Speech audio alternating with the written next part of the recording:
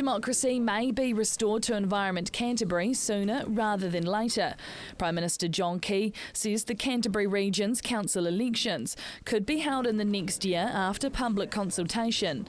Democracy was lost in 2010 when the elected Environment Canterbury councillors were sacked for dragging its heels over water management and resource consent issues. 7 commissioners, led by Dame Margaret Baisley, were appointed. Elected councillors were due to return in the 2013 local body elections, but the commissioners' time at Ecan was extended until 2016. Now Prime Minister Key says a discussion document on the council would be released by the end of the year, which could see that election brought forward a year. I think it's been long enough now. I would imagine that the problems that were there before have been sorted out by now. Great idea. Great idea. Why is that? Yeah. Well, it's all about the environment, isn't it? Especially with what's going on in Canterbury today.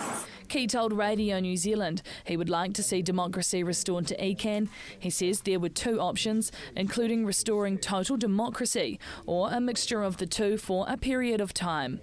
I think a bit of both. In the meantime, maybe a transition between the two, maybe a year or so with Commissioner there so you get a smooth changeover, but I think ultimately it needs to get to elected people.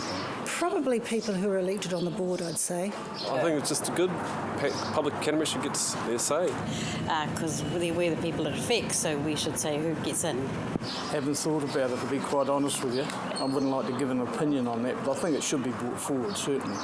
I'd like to see people voted in by the public. And why is that? I think you get a broader outlook on things. Emma Cropper, CTV News.